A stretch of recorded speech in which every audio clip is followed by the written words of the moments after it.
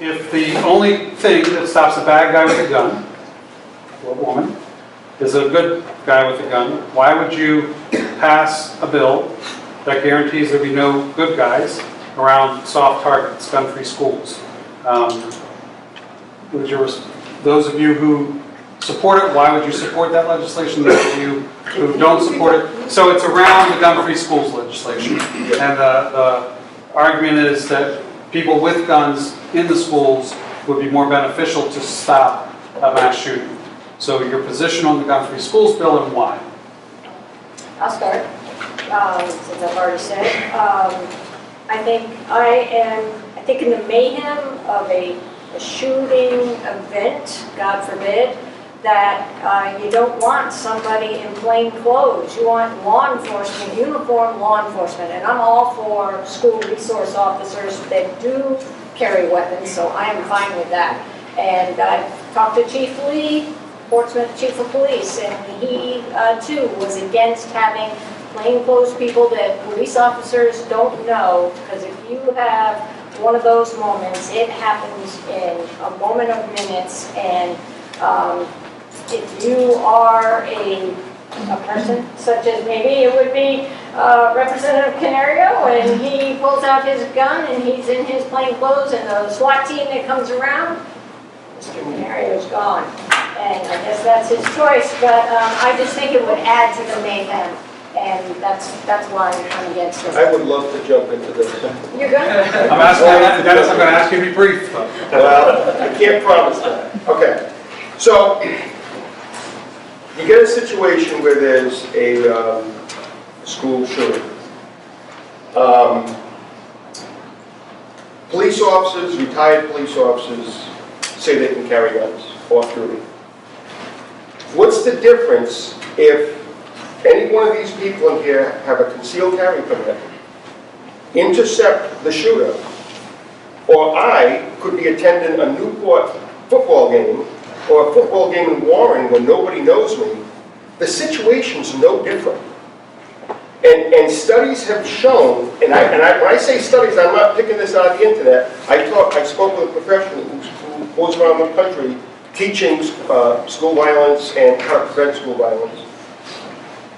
When you get in a tense situation and people say, well, law enforcement are trained, there is no difference of a law enforcement officer or a concealed carry holder when it comes time for accuracy and shooting. Let me make a point. The Boston bomber. Has anybody read the report on that? It's 200 pages. After the aftermath of the Boston bomber, they called in a SWAT team.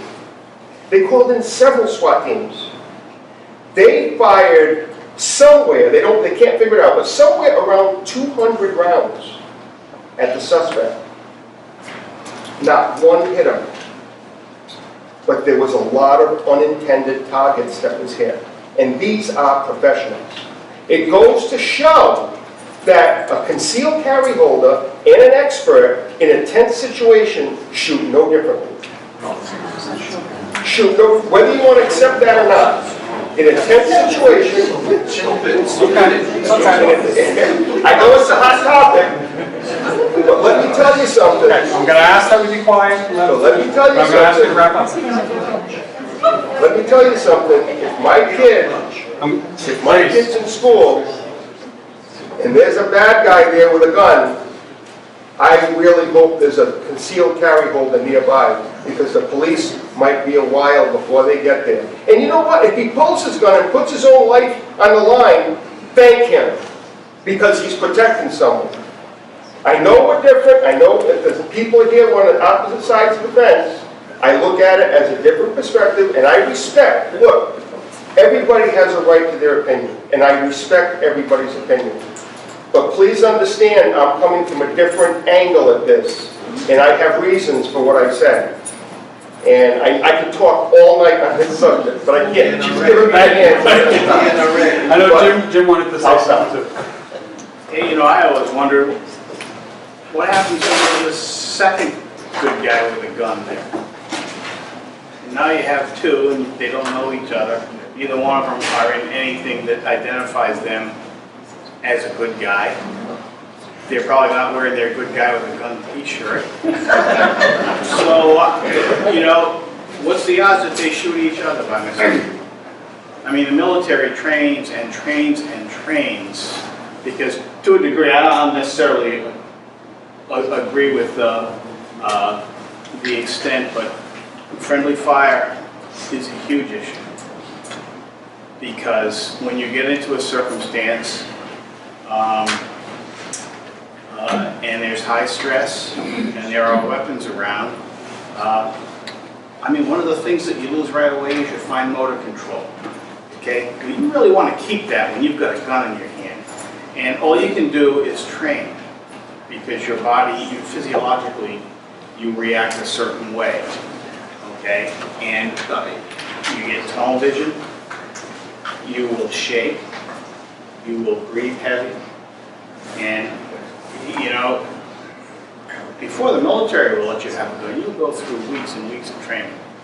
And still, people shoot each other by mistake. Even in training circumstances, where the instructor knows it's coming.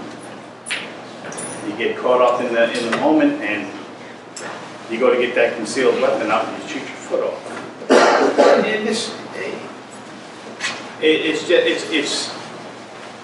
it's a horrifying circumstance, Frank. But having a bunch of guns right there in the middle, with first responders coming and they're armed and they don't know who's who, it's a recipe for disaster. And most, I think, law enforcement will tell you just that. It's a disaster.